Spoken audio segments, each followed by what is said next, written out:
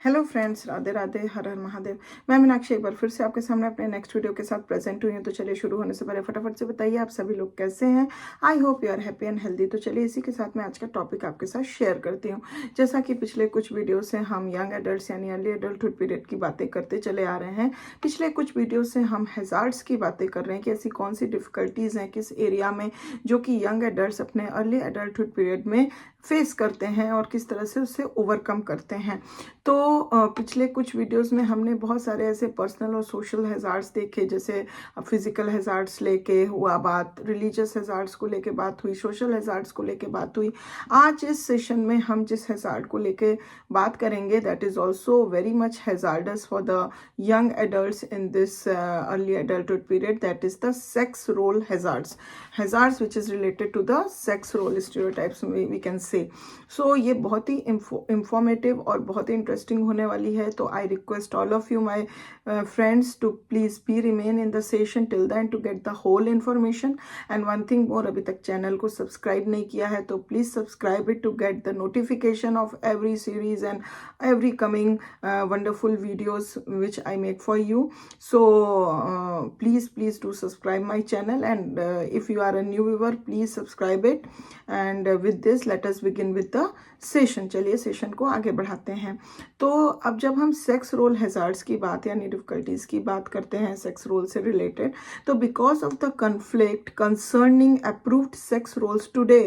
adherence to either traditional और egalitarian concept presents hazards. तो जैसा कि हम जानते हैं कि जो कंसर्निंग अप्रूव्ड सेक्स रोल्स जो आज में हैं, जिसमें दो तरह के हम सेक्स रोल्स जानते हैं जो कि एस्टैब्लिश्ड हैं, that is the traditional sex roles and egalitarian sex roles. जो कॉन्सेप्ट्स है जो कि आज यंग एडल्ट्स फेस कर रहे हैं वो उनके लिए काफ़ी हैजार्डस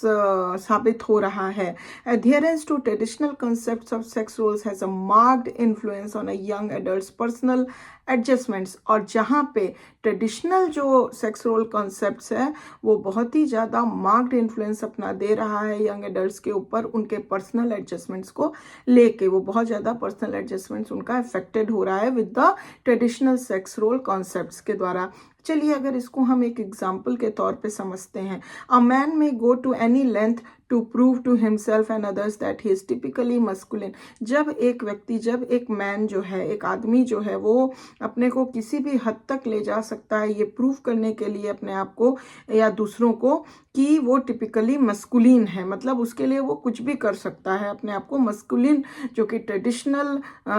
एक कॉन्सेप्ट बना हुआ है मैन को लेके, उसको साबित करने के लिए वो किसी भी हद तक जा सकता है। जैसे कि ही में ओवर टैक्स हिज स्ट्रेंथ, अपनी जितनी भी स्ट्रेंथ है उससे ज़्यादा वो ओवर टैक्स कर रहा है, वो उससे ज़्यादा स्ट्रेंथ लगा रहा है किसी चीज़ को पूरी करने में। Disregarding danger signals of poor health, और कोई भी उसके पुअर हेल्थ को लेके अगर उसको सिग्नल्स मिल रहे हैं उसको डिसरिगार्ड कर रहा है, उसको माइंड नहीं कर रहा है, बिकॉज उसको लग रहा है कि ही इज मैस्कुलिन, तो कोई भी उसके हेल्थ इश्यूज नहीं हो सकते हैं। In the believe that it is unmasculine to worry about one's health, सीधी सी बात है, वो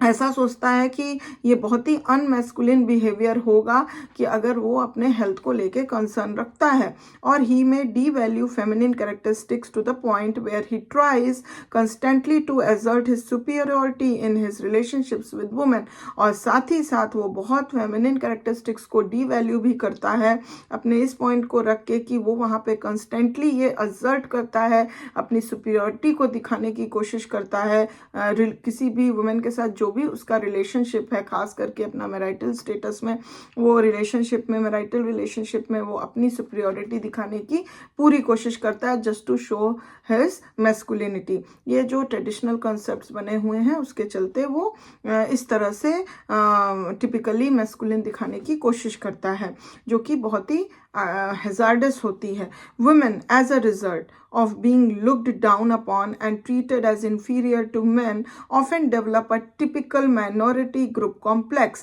तो यहाँ पे क्या होता है, इसका रिजल्ट इस तरीके से जो मेन अपनी मैस्कुलिनिटी को प्रूव करने के लिए किसी भी हद तक जाते हैं और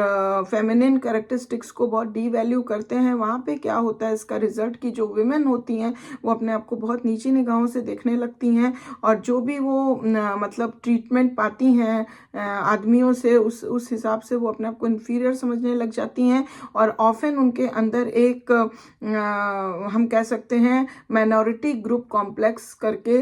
टिपिकल ये डेवलप हो जाता है उनके अंदर, एक ऐसी फीलिंग डेवलप हो जाती है माइनॉरिटी ग्रुप कॉम्प्लेक्स की। ये क्या होती है चलिए जानते हैं। It is an emotional loan believe in their inferiority, not unlike that experienced by members of minority, religious or ethnic groups। ये एक तरह का टोन बिलीव होता है, इमोशनली टोन बिलीव होता है इन्फीरियोरिटी को लेके कि उसके अंदर एक इन्फीरियोरिटी, एक खालीपन, एक मतलब हम कह सकते हैं इन्फीरियरपन आ जाता है, जो कि अगर हम कह सकते हैं सेम उसी तरह एक्सपीरियंस होता है जैसे कि कोई भी माइनॉरिटी ग्रुप का मेंबर या कोई अदर रिलीजियस ग्रुप का मेंबर या फिर कोई एथनिक ग्रुप का मेंबर अपने आप को दूसरे ग्रुप के साथ फील करता है। तो सेम उसी तरह विमेन भी जो हैं इस तरह की इन्फीरियोरिटी को फील करती हैं। In addition they are often conditioned to be afraid of success, specially in any activity in which men are involved because success they believe would suggest that they were unfeminine। Same इसी तरीके से अगर addition में हम कह सकें तो वो क्या होती हैं, विमेन जो होती हैं ऑफन कंडीशनड हो जाती हैं और बहुत ज़्यादा डरती हैं अपने सक्सेस को लेके, स्पेशली उन एक्टिविटीज़ में, खास करके या उस जगहों पे जहाँ पे मेन का भी इन्वॉल्वमेंट होता है, क्योंकि उनका ये मानना है कि अगर कोई भी फीमेल सक्सेस होती है तो उनका ये बिलीफ सिस्टम बना रहता है कि ये उनके लिए अनफेमिनिन है, मतलब कोई भी विमेन को सक्सेस नहीं हो सकती, खास करके उस स्थान पे जहाँ पे उसका कंपटीटर या उसका कंपेनियन जो है वो मेन हो, तो उसके आगे वो सक्सेस नहीं पा सकती। ये एक अनफेमिनिन कॉन्सेप्ट है,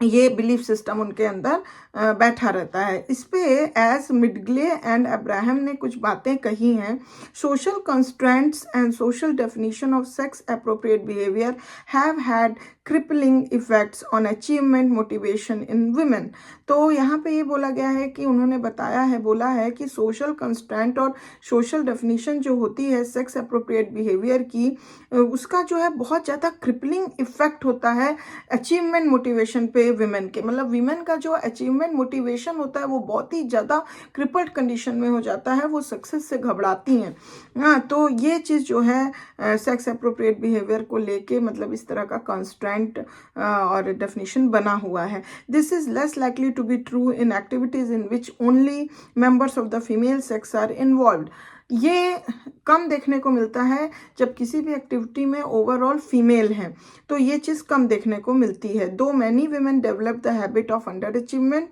as a result of fear of success in activities in which they compete with man, लेकिन उसके बावजूद कुछ वीमेन ऐसी होती हैं जिनके अंदर ये अंडर अचीवमेंट की हैबिट डेवलप ही हो जाती है। ये इसका कारण ये होता है कि वो मतलब सक्सेस से ही डर उनको लगने लगता है, क्योंकि अगर वो कुछ ऐसी एक्टिविटीज़ की रहती हैं जहाँ पे उनको मेन के साथ compete करना रहता है या भाग लेना रहता है, वहाँ पे उनको under achievers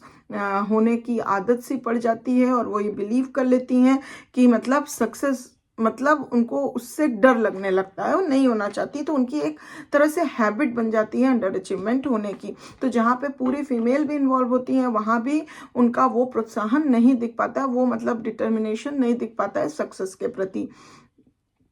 Married women often feel trapped in a situation they had not anticipated and from which they see little hope of escape। वहाँ पे अगर हम मैरिड वुमेन की बात करें तो वो ऑफन फील ट्रैप्ड, वो बहुत ज़्यादा अपने आप को ट्रैप फील करने लगती हैं ऐसे सिचुएशन में, और वो ऐसा एंटिसिपेटेड कभी नहीं की थी, और from which they see little hope, मतलब ऐसा वो कभी सोची नहीं थी कि ये एक ऐसा सिचुएशन होगा जहाँ से हम स्केप कर पाना ये एक तरह से टचिंग टू द इम्पॉसिबल हो जाएगा, इतना पॉसिबल नहीं होगा। If a wife and mother finds that those for whom she has sacrificed her personal interest do not appreciate her efforts, तो अगर जैसे वाइफ हो या मदर हो, जब वो इसको ये फीलिंग आ जाएगी कि जिसके लिए उसने अपने पर्सनल इंटरेस्ट वगैरह हर चीज़ को सेक्रीफाइस किया, वहाँ पे उसके एफर्ट्स को लेके कोई उसको अप्रिसिएशन नहीं मिल रहा है, and if she finds the work she must do dull, lonely, confining and below her abilities and training, या फिर उसको ऐसा लगे, ऐसा वो फाइंड करे कि जो भी वर्क वो कर रही है इट मस्ट बी डल, बहुत डल है, लोनली है, कन्फाइनिंग है, या उसके एबिलिटीज़ या ट्रेनिंग के बहुत बिलो वर्क वो कर रही है। And if she finds the romance she has associated with the role of a married women lacking, या फिर उसको ऐसा लगे कि जो रोमांस वो चाहती थी, जो एसोसिएटेड होता है एक मैरिड वुमेन के साथ, जो उसको मिलना चाहिए, जो लव, जो अफेक्शन, जो रोमांस उसको एज अ मैरिड वुमेन मिलना चाहिए, वो कहीं ना कहीं लैकिंग हो रहा है, then she becomes disillusioned and resentful. तो इस कारण से वो कभी कभी डिसइल्यूजन्ड हो जाती है या फिर रिसेंटफुल हो जाती है। This unfavorable attitude is exaggerated by the lazy husband syndrome। और ये सारी चीज़ें, ये जो unfavorable attitude है, ये और भी ज़्यादा एक्साजरेट हो जाती है जब वहाँ पे लेजी हस्बैंड सिंड्रोम हो जाता है। The wife feels resentful when she sees her husband taking it easy and enjoying himself while she works more और less continuously from morning to night 7 days a week। ये इसका मतलब ये होता है कि वो वाइफ बहुत रिसेंटफुल फील करने लगती है जब वो देखती है कि उसके हस्बैंड उसके किसी भी एफर्ट को, या मॉर्निंग से नाइट तक वो एक वहाँ पे कंटिन्यूअस वर्क कर रही है 7 days in a week, और उसको बहुत ईजी लेता है और अपने आप में ही बहुत इंजॉय में रहता है, और थोड़ा भी उसके तरफ उसका नहीं मतलब ऐसा फील नहीं होता है, बहुत इजी वे में लेता है, उसके सातों दिन सुबह से लेकर रात तक के कामों को बहुत ज़्यादा इजी वे में लेता है। तो वहाँ पे उसका जो अनफेवरेबल एटीट्यूड है वो और भी ज़्यादा एक्साजरेटेड हो जाता है, और इसी को लेजी हस्बैंड सिंड्रोम बोलते हैं। When married women work outside the home, they not only experience a work overload, but they usually find their husbands' careers take precedence over theirs if any occupational conflict arises, or if there are occupational demands in the husband's careers that might interfere with the wife's career। जब married women जो है outside the home work करती है, तो वो सिर्फ work का overload ही नहीं एक्सपीरियंस करती है, बल्कि वो यूजुअली ये देखती है कि जब हस्बैंड का जो कैरियर है that take precedence over their, if any, जब भी कोई ऑक्यूपेशनल कॉन्फ्लिक्ट आता है तो हस्बैंड का जो कैरियर होता है वो उसके ऊपर चला जाता है, और if there are occupational demand होती है इन द हस्बैंड्स कैरियर में, that might interfere in the wife. तो अगर हस्बैंड के कैरियर में कोई डिमांड होती है तो वो इंटरफेयर वाइफ के कैरियर को करने लगती है, such as moving to another community, something like that. तो वहाँ पे विमेन का कैरियर जो है वो काफ़ी अफेक्टेड होता है, because many employers expect women to adjust their work to family needs. वो कि बहुत सारे एम्प्लॉयर्स ये एक्सपेक्ट करते हैं कि जो वुमेन होती है वो अपने वर्क को एडजस्ट करे फैमिली के लिए। They tend to restrict them to less important, इसलिए वो उनको रिस्ट्रिक्ट करती है, लेस जॉब अपॉर्चुनिटी, और फिर ऐसी जॉब जो कि पुअरर पे हो, मतलब कम पे वाली, and fever opportunities for advancement. तो ये एक बहुत ही ट्रेडिशनल जो एक कॉन्सेप्ट है सेक्स अप्रोप्रिएट बिहेवियर को लेके, that is very very bad, क्योंकि ऑलरेडी मतलब कुछ ऐसे कॉन्सेप्ट्स बना दिया है कि जब वुमेन को आउटसाइड द होम जॉब भी मिलती है तो लोग ये सोचते हैं कि कल को अगर ये मैरिड है, इसके ऊपर कोई भी इसके घर परिवार में कुछ भी प्रॉब्लम आएगी, या हस्बैंड के करियर को लेके कोई भी प्रॉब्लम आएगी, तो इसको एडजस्ट करना पड़ेगा, इसलिए इसको एक पुअरर जॉब दो, पुअर पे जॉब दो, कम छोटी जॉब दो कि वो इधर से उधर मूव कर सके, बहुत ज़्यादा रिस्पॉन्सिबिलिटी वाला इसको मत दो, और जिस वजह से उसके एडवांसमेंट में या हायर आगे बढ़ने में बहुत सारी कठिनाइयाँ भी आ जाती हैं। And this often has a deleterious affect on marriage because of the resentments women feel about their work overload and discrimination against them. और इस वजह से बहुत ज़्यादा इसका डिलेटेरियस इफेक्ट पड़ता है मैरिज पर, क्योंकि उनके अंदर एक रिसेंटमेंट्स आ जाती हैं, बिकॉज वुमेन फील करने लगती हैं अपने ऊपर वर्क का ओवरलोड, और साथ ही साथ जो उनके साथ डिस्क्रिमिनेशन किया जाता है अगेंस्ट मैन, उसको भी लेके वो बहुत ज़्यादा रिसेंटफुल हो जाती हैं। इवन अगर हम अनमैरिड वुमेन की भी बात देखें तो who do not have to divide their time and energies between family and career, and who do not suffer from the feeling of being trapped, often find barriers to advancement in their chosen fields place of work. तो अगर unmarried women की भी बात देखें कि जिनको कि अपने कैरियर और फैमिली के बीच में अपने टाइम और एनर्जी को डिवाइड नहीं भी करना पड़ रहा है, और जो ये फीलिंग ऑफ बीइंग ट्रैप्ड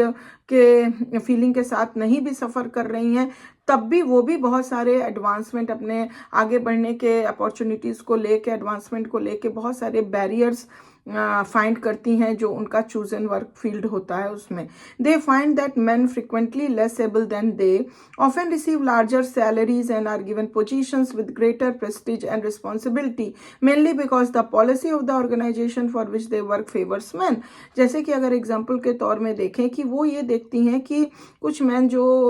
वो समझती हैं कि they are not very much able as compare to them,